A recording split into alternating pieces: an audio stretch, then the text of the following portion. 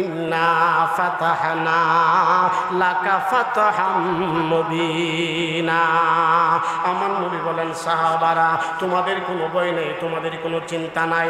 আনেওয়ালা সারা পৃথিবীর মানুষ যদি কিয়ামত পর্যন্ত বিপদের সম্মুখীন হয়ে দুইটা গুণে গুণান্বিত হইতে পারে, বিপদে পড়তে দেরি, আল্লাহর পক্ষ থেকে সাহায্য আসতে দেরি না। নাম্বার 1 যদি ঈমানের প্রতি ইস্তেকামত থাকতে পারে, নাম্বার 2 যদি ধৈর্য ধারণ করতে পারে।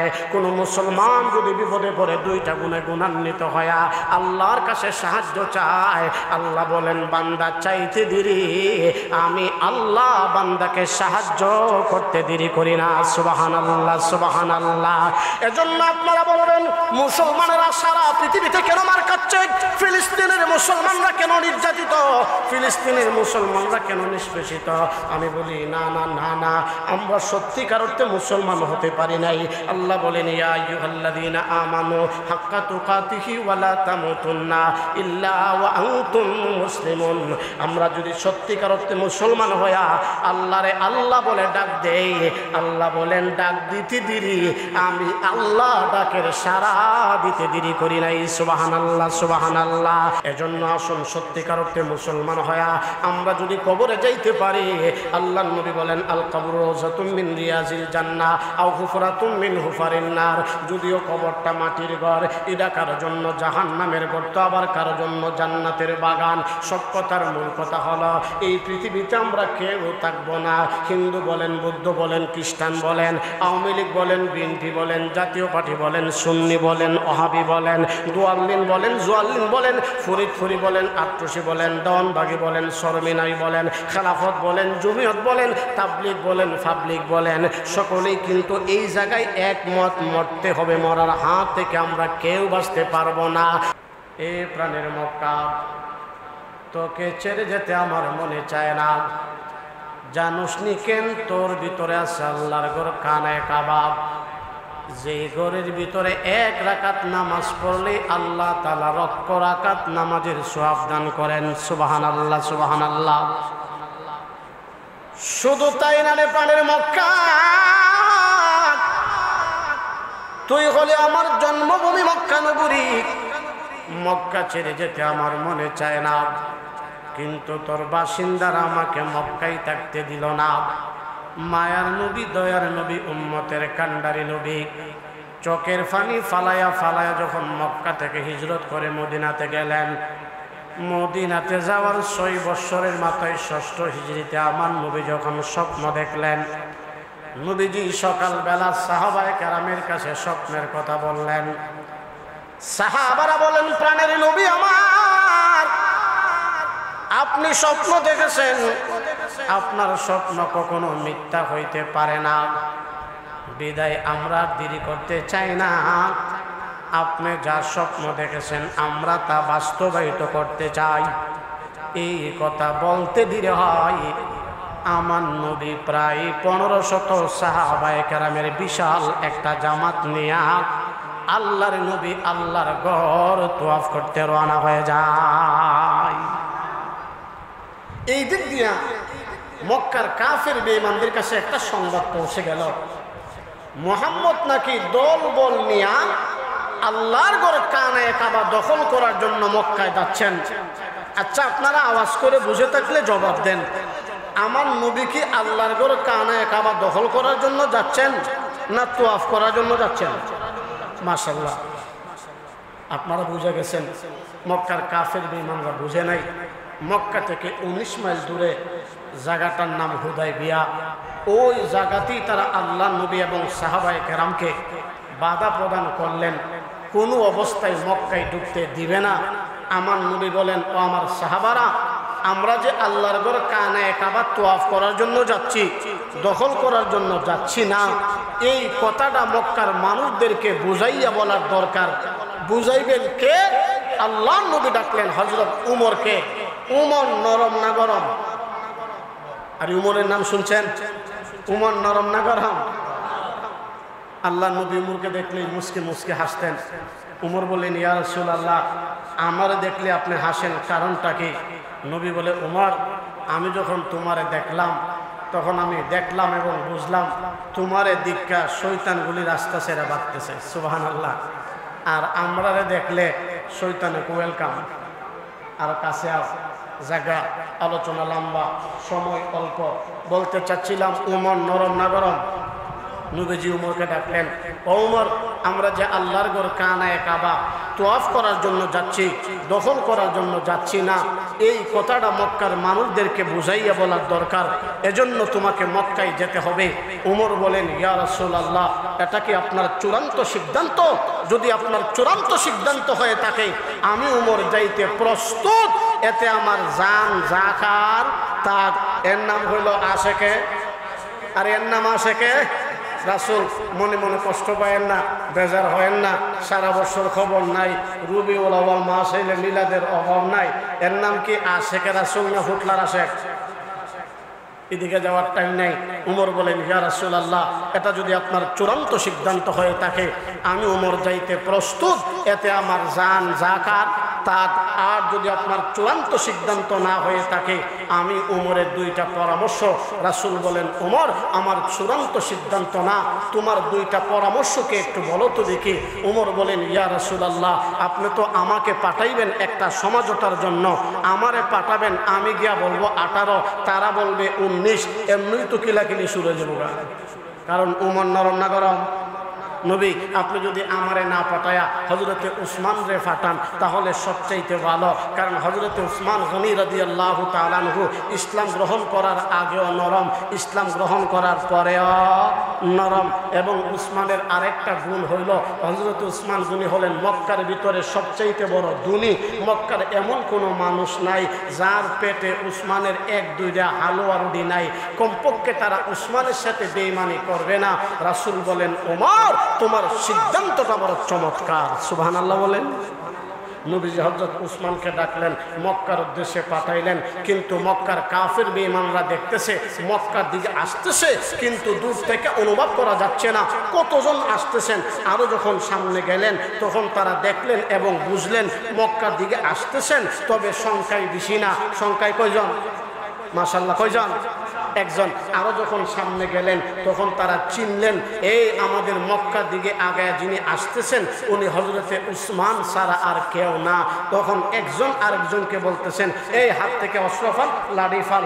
কারণ মক্কার এমন কোনো মানুষ নাই যার পেটে উসমানের 1-2টা হালুয়া রুটি নাই। লম্বা সূরা আলোচনা। হযরত উসমান গুনি যখন তাদের কাছে গেলেন, মক্কার কাফের বেঈমানরা বলেন, উসমান, আমরা তোমার অনেক অনেক হালুয়া রুটি খাইছি, এখন পর্যন্ত হাতটা নাকের সামনে নিলে তোমার খিচুড়ির গন্ধ পাওয়া যায়। তুমি আসছো আল্লাহর ঘর কানায়ে কাবা তোয়াফ করে চলে যাও, কিন্তু তোমার নবীরে আমরা মক্কায় ঢুকতে দিব না। যেই মাত্র এই কথা বললেন, মুহূর্তের ভিতরে নরম উসমান গরম হয়ে গেলেন। সুবহানাল্লাহ কইতেন না? হযরত উসমান গনি রাদিয়াল্লাহু তাআলা আনহু ডাক দিয়া বলেন, এ মক্কার কাফের বেঈমানরা, আমার নবীরে 19 মাইল দূরে হুদায়বিয়াতে বন্দী কইরা রাইখা আমি উসমানকে তোমরা আল্লাহর ঘর কানায়ে কাবা তোয়াফ করার অনুমতি দাও। আমি একবার না, 2বার না, আমি 1000 বার মরতে রাজি। আমার নবীরে 19 মাইল দূরে হুদায়বিয়াতে বন্দী কইরা রাইখা আমি উসমান কোনো অবস্থায় আল্লাহর ঘর তোয়াফ করতে পারি না, করব না। সুবহানাল্লাহ, সুবহানাল্লাহ। আর একটু জোরে দিল থেকে বলেন না সুবহানাল্লাহ। মুসলমান ভাইগারি আমার, গভীর মনোযোগ, গভীর মনোযোগ। সময় একেবারেই অল্প। হযরত উসমান গনি রাদিয়াল্লাহু তাআলা আনহু মক্কার কাফের বেঈমানদের সাথে আলাপ আলোচনা করতে শুরু করে দিলেন। এদিক দিয়া শয়তান মানুষের সুরত ধারণ কইরা আমার নবীর কাছে গিয়া কেঁদে কেঁদে সংবাদ দিলেন, নবী আমার, আমি নিজের চোখে দেখে আইছি মক্কার কাফের বেঈমানরা উসমানরে হত্যা করছে। নাউজুবিল্লাহ, নাউজুবিল্লাহ। কথাটা সত্য না মিথ্যা? আরে কি পরিমাণ মিথ্যা! আমার নবীর ইন্তেকালের বহুত পরে উসমান গনি রাদিয়াল্লাহু তাআলা আনহু ইন্তেকাল করেছেন। শয়তানের মুখ থেকে এই কথা শুনে আমার নবী আর চোখের পানি কন্ট্রোল করতে পারলেন না। হযরত উসমান গনি রাদিয়াল্লাহু তাআলা আনহু নবীর কত মহব্বতের সাহাবী ছিলেন। আল্লাহর নবী একটা নয়, 2টা মেয়েকে উসমানের সাথে বিবাহ দিয়েছেন। 2টা মেয়ে ইন্তেকালের পরে আমার নবী আফসোস করে বলেছিলেন, হায়রে, আমার যদি আরো কোনো মেয়ে থাকতো কিন্তু উসমানের সাথে বিবাহ দিতাম। শুধু তাই না, জান্নাতের ভিতরে প্রত্যেক মানুষের একজন বন্ধু হবে। জান্নাতের ভিতরে আমার নবীর বন্ধু হবে উসমান গনি রাদিয়াল্লাহু তাআলা আনহু। উসমান হত্যার কথা শুনে আমার নবী আর চোখের পানি কন্ট্রোল করতে পারলেন না। নবীজি সাহাবায়ে কেরামকে ডাইকা জমা করলেন, ও আমার সাহাবারা, ইসলাম কোনোদিন কারোর সাথে আগে বাইরা ঝগড়া পছন্দ করে না। তবে কেউ যদি ফাও ফাড়া দিয়া ঝগড়া করতে চায়, ইসলাম আবার তারে ছাড়েও না। আর সুবহানাল্লাহ খান। ইসলাম কোনোদিন কারোর সাথে আগে বাইরা ঝগড়া করে না। তবে কেউ যদি আগে বাইরা ঝগড়া করতে চায়, ইসলাম আবার তারে ছাড়েও না। এটাই হলো ইসলাম ধর্মের শিক্ষা। আমার নবী বলেন, সাহাবারা, আমাদের উদ্দেশ্য হলো কানে কাবা তোয়াফ করা, দখল করা না। আমরা সমঝোতার জন্য দূত হিসাবে উসমানকে মক্কায় পাঠাইলাম। পছন্দ হইলে তার কথা মানবে, না হইলে ফিরত ফাটাইয়া দিবে। কিন্তু তারে হত্যা করা এটা আন্তর্জাতিক আইন লঙ্ঘন, বাংলাদেশের আইন লঙ্ঘন। যেহেতু তারা উসমানকে হত্যাই করে ফেলেছে, এখন আমরা উসমান হত্যার বদলা প্রতিশোধ না নিয়ে আর মদিনায় ফিরব না। নবীজি একটা হাত রাখলেন নিচে, আর একটা হাত রাখলেন উপরে। আল্লাহ নবী বলেন, সাহাবারা, একটা হাত হইল আমার, আর একটা হাত হইল উসমানের। আল্লাহ বলেন, নবী আমার, আপনাদের হাতের উপর আমি আল্লাহ কুদরতি হাতটাও রেখে দিলাম। সুবহানাল্লাহ, সুবহানাল্লাহ। আমার নবী বলেন, সাহাবারা, আমার হাতের উপর হাত রেখে বায়াত গ্রহণ করতে হবে, শপথ গ্রহণ করতে হবে। উসমান হত্যার বদলা না নিয়ে আমরা কেউ মদিনায় ফিরব না। সাহাবায়ে কেরাম নবীজির হাতের উপর হাত রেখে বায়াত গ্রহণ করলেন, শপথ গ্রহণ করলেন। যে বায়াতটাকে তাফসীরের ভাষায় বলা হয় বায়াতে রেজওয়ান। আনন্দ চিত্তে বায়াত গ্রহণ করলেন। বায়াত গ্রহণ করা যখন শেষ হয়ে গেল, সাহাবায়ে কেরামকে আমার নবী লক্ষ্য করে বলতেছেন, বায়াত গ্রহণ করলেন। যেই মাত্র বায়াত গ্রহণ করা শেষ হয়ে গেল, প্রতিশোধ না নিয়ে কেউ মদিনায় ফিরবে না। এমনি তাকায় দেখে উসমান গনি রাদিয়াল্লাহু তাআলা আনহু মক্কার কাফের বেঈমানদেরকে নিয়ে হুদায়বিয়ার দিকে আসতেছে। নবী আশ্চর্য হয়ে গেলেন, সংবাদ পাইলাম উসমান মারা গেছে, এখন উসমান আইতেছে। এটা ইবলিস শয়তানের চক্রান্ত ছাড়া আর কারো চক্রান্ত হইতে পারে না। সময় একেবারেই অল্প, আলোচনা অনেক লম্বা, অনেক লম্বা।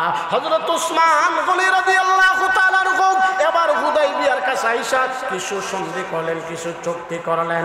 যেই সন্ধিগুলোকে বলা হয় হুদায়বিয়ার সন্ধি, হুদায়বিয়ার চুক্তি।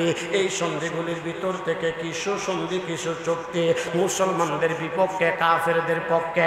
এর ভিতরে একটা সন্ধি হলো, এই বছর আপনারা উমরা করতে পারবেন না, চলে যেতে হবে। 2 নম্বর সন্ধি হলো, মক্কা থেকে কোনো মানুষ মদিনায় গেলে তাকে ফেরত দিতে হবে, কিন্তু মদিনা থেকে কোনো মানুষ মক্কায় আসলে ফেরত দেওয়া যাবে না। এই সন্ধিগুলি কাফেরদের পক্ষে, মুসলমানদের বিপক্ষে। এই মজলিসের ভিতরে হযরত ওমর আছে। ওমর বড় গরম মেজাজের মানুষ। ওমর কয়, ইয়া রাসূলুল্লাহ, ইয়া হাবিবাল্লাহ, ইসলাম কি সত্য ধর্ম না? আল্লাহর নবী বলেন, ইন্নাদ দীনা ইনদাল্লাহিল ইসলাম, ইসলাম একমাত্র আল্লাহর কাছে মনোনীত ধর্ম। আপনি কি আল্লাহর সত্য পয়গম্বর না? অবশ্যই আমি আল্লাহর সত্য পয়গম্বর। আমরা যদি জিহাদ করে মারা যায়, আমরা কি শাহাদাতের মর্যাদা লাভ করব না? অবশ্যই শাহাদাতের মর্যাদা লাভ করবা। সাহাবায়ে কেরাম বলেন, নবী আমার, ইসলাম যদি সত্য ধর্ম হয়ে থাকে, আমরা মারা গেলে যদি শাহাদাতের মর্যাদা লাভ করি, আপনি যদি সত্য নবী হয়ে থাকেন, তাহলে আমরা কেন ওই সন্ধিগুলি মানব যেইগুলি কাফেরদের পক্ষে, মুসলমানদের বিপক্ষে? আমার নবী বলেন, ওমর রে, আমি আল্লাহর পয়গম্বর, আমার হেফাজত করবে আল্লাহ। ওমর সেম কথাটা আবু বকর সিদ্দিক রাদিয়াল্লাহু তাআলা আনহুর কাছে গিয়া বললেন। আমার নবী দিলেন যেই জবাব, আবু বকর সিদ্দিক দিলেন একই জবাব। ওমর এবার নিস্তব্ধ হয়ে গেলেন, আর কোনো কথা বলতেছে না। না জানি আল্লাহর পক্ষ থেকে আবার কোনো আযাব গজব চলে আসে। আলোচনা অনেক লম্বা। আমার নবী বলেন, সাহাবারা, তোমরা সবাই মাথার চুল খামায় ফেলো, এহরাম খুলে ফেলো। সাহাবায়ে কেরাম কেউ মাথার চুল খামাচ্ছে না। আমার নবী বড় পেরেশান। আহারে, আমার কথা তারা মানতেছে না। নবী একবার হুজরাখানার ভিতরে যায়, আবার বাহিরে আসে। নবীজির ওই সফরের একজন স্ত্রী, নাম হলো উম্মে সালমা রাদিয়াল্লাহু তাআলা আনহা, আল্লাহর নবীর সুন্দর পরামর্শ দেয়, নবী আমার, আগে আপনি মাথা খামাইতে আরম্ভ করেন। যেই কথা সেই কাজ। নবী যেই মাত্র মাথা খামাইতে আরম্ভ করলেন। সাহাবায়ে কেরাম বলে ইন্না লিল্লাহ, আমার নবী মাথা খামাই আমরা বসে থাকতে পারি না। মাথা খামাই হারাম করে মদিনার পথে যাইতেছেন। কিছুক্ষণ যাওয়ার পরে আমার নবী সাহাবায়ে কেরামকে ডাকলেন, এরে আমার সাহাবারা, তোমাদের মন বড় ব্যথা, তোমাদের মন বড় কষ্ট। আমি কেন ওই সন্ধিগুলি মানলাম যেগুলি কাফেরদের পক্ষে, মুসলমানদের বিপক্ষে? আমি কিন্তু বলেছিলাম আমি আল্লাহর পয়গম্বর, আমার হেফাজত করবে আল্লাহ। এই মুহূর্তে আমার আল্লাহ জিবরাইলের মাধ্যমে আমার কাছে কোরআনে কারিমের একটা সূরা আল্লাহ নাজিল করেছেন, যেই সূরাটার নাম সূরাতুল ফাতহ। আল্লাহ নবী তেলাওয়াত করে শোনাই, ইন্না ফাতাহনা লাকা ফাতহাম মুবিনা। আমার নবী বলেন, সাহাবারা তোমাদের কোনো ভয় নেই, তোমাদের কোনো চিন্তা নাই। আনেওয়ালা সারা পৃথিবীর মানুষ যদি কিয়ামত পর্যন্ত বিপদের সম্মুখীন হয়া দুইটা গুণে গুণান্বিত হইতে পারে, বিপদে পড়তে দেরি, আল্লাহর পক্ষ থেকে সাহায্য আসতে দেরি না। নাম্বার 1 যদি ঈমানের প্রতি ইস্তেকামত থাকতে পারে, নাম্বার 2 যদি ধৈর্য ধারণ করতে পারে। কোনো মুসলমান যদি বিপদে পড়ে দুইটা গুণে গুণান্বিত হয়া আল্লাহর কাছে সাহায্য চায়, আল্লাহ বলেন বান্দা চাইতে দেরি, আমি আল্লাহ বান্দাকে সাহায্য করতে দেরি করি না। সুবহানাল্লাহ, সুবহানাল্লাহ। এজন্য আপনারা বলবেন মুসলমানেরা সারা পৃথিবীতে কেন মার খাচ্ছে? ফিলিস্তিনের মুসলমানরা কেন নির্যাতিত? ফিলিস্তিনের মুসলমানরা কেন নিষ্পেষিত? আমি বলি না না না না, আমরা সত্যিকার অর্থে মুসলমান হতে পারি নাই। আল্লাহ বলেন, ইয়া আইয়ুহাল্লাযীনা আমানু হাক্কা তুকাতিহি ওয়া লা তামুতুন্না ইল্লা ওয়া আনতুম মুসলিমুন। আমরা যদি সত্যিকার অর্থে মুসলমান হইয়া আল্লাহরে আল্লাহ বলে ডাক দেই, আল্লাহ বলেন ডাক দিতে দেরি, আমি আল্লাহ ডাকের সাড়া দিতে দেরি করি নাই। সুবহানাল্লাহ, সুবহানাল্লাহ। আর একটু জোরে দিল থেকে বলেন না সুবহানাল্লাহ।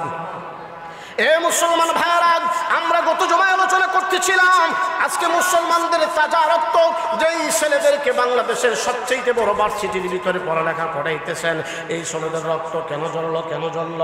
গত জমায় আমরা আংশিক কথা বলতেছিলাম। এজন্য আসুন সত্যিকার অর্থে মুসলমান হয়া আমরা যদি কবরে যাইতে পারি, আল্লাহর নবী বলেন আল কবরু রাওযাতুম মিন রিয়াজিল জান্নাহ আও হুফরাতুম মিন হুফারিন নার। যদিও কবরটা মাটির ঘর, এটা কারোর জন্য জাহান্নামের গর্ত, আবার কারোর জন্য জান্নাতের বাগান। সব কথার মূল কথা হলো এই পৃথিবীতে আমরা কেউ থাকবো না। হিন্দু বলেন, বৌদ্ধ বলেন, খ্রিস্টান বলেন, আওয়ামী লীগ বলেন, বিএনপি বলেন, জাতীয় পার্টি বলেন, সুন্নি বলেন, ওহাবি বলেন, দুয়াল্লিন বলেন, জুয়াল্লিন বলেন, ফরিদপুরি বলেন, আট্রসি বলেন, দেওয়ানবাগি বলেন, শর্মিনাই বলেন, খেলাফত বলেন, জমিয়ত বলেন, তাবলিগ বলেন, পাবলিক বলেন, সকলেই কিন্তু এই জায়গায় একমত, মরতে হবে। মরার হাত থেকে আমরা কেউ বাঁচতে পারবো না। আর কার কখন মরণ চলে আসে আমরা কেউ জানি না। একটু আগে ও যেই ছেলেটা ফেসবুকের ভিতরে পোস্ট দিয়েছিল, কিছুক্ষণ পরে দেখা যায় এই ছেলেটা দুনিয়া থেকে বিদায় হয়ে গেছে। এজন্য কার কখন মরণ চলে আসে আমরা কেউ জানি না। মরণটা এত কাছে, মরণটা এত কাছে। ডান দিকে সালাম ফিরাইলে বাম দিকে সালাম ফিরানোর ক্ষমতা নাই। আমি তো প্রায় সময় বলি, রাতের বেলা ঘুমাইছেন, ঘুমটা ভাঙলে সকাল, না ভাঙলেই তো পরকাল, না ভাঙলেই তো পরকাল। কিসের বাহাদুরি করবেন, কিসের ক্ষমতার দাপট দেখাবেন? এই ক্ষমতা চিরদিন থাকবে না। ইন্না রাব্বাকা লাবিল মিরসাদ। আল্লাহ যেদিন ধরবে, আল্লাহর ধরা থেকে কেউ বাঁচতে পারবে না। এজন্য দুনিয়ার হায়াতে জিন্দেগিতে আমরা যদি আল্লাহর বিধান রাসূলের তরিকা মাইনা কবরে যাইতে পারি, কবরে যাইতে দেরি, আল্লাহ কবরটাকে ফুলের বাগান বানায় দিতে দেরি করবে না। মাশাআল্লাহ, মাত্র সূরা নাজিল হইছে। আল্লাহ যদি তৌফিক দান করেন সামনে দিয়ে আমরা আলোচনা করব। আসলে জুমার দিন সময় একেবারেই অল্প। আবার কথা বলি দুইজনে, আপনারা এত প্রতিকূলতার ভিতর থেকে অনেক দূর থেকে অনেক ভাইয়েরা আসছেন, সিলেটের জাফলং থেকে আসছেন, বিভিন্ন জায়গা থেকে অনেক ভাইয়েরা আসছেন। যার আশায় আপনারা আসছেন, যার মহাব্বতে আসছেন, এই মাদ্রাসার প্রতিষ্ঠাতা প্রিন্সিপাল মুহতামিম অক্লান্ত পরিশ্রম করে মাতার গান পায়ে ফেলে নিজের জীবনের সমস্ত অর্জিত সব কিছু দিয়ে যিনি মাদ্রাসা প্রতিষ্ঠিত করেছেন, প্রিয় বন্ধুবর হযরত মাওলানা হাফেজ কারি সোহাইব আহমদ আশরাফি, উনি আপনাদের সামনে জুমার দিন সময় তো অল্প, অল্প সময় দোয়া নেবেন, দোয়া দিবেন। অল্প সময়ের ভিতরে আমি যে কথাগুলি বললাম, এই কথার সার কথা হলো এই: মুসলমান কখনো কোনোদিন কাহার সাথে আগে বাইরা ঝগড়া পছন্দ করে না। তবে কেউ যদি আগে বাইরা ঝগড়া করতে চায়, ইসলাম আবার তারে সারেও না। এজন্য আমরা মুসলমান, আমরা ইমানদার। প্রয়োজন হলে ফাঁসির মঞ্চে দাঁড়াইয়া ফাঁসির বিষে গলায় নিও, সত্যের স্লোগান দিব, এরপরও বাতিলের কাছে মাথা নত করবো না ইনশাআল্লাহ। আল্লাহ আপনাকে আমাকে সকলকে মরণ পর্যন্ত ঈমানের প্রতি ইস্তেকামত থাকার তৌফিক দান করেন। আমরা সকলে বলি আমিন।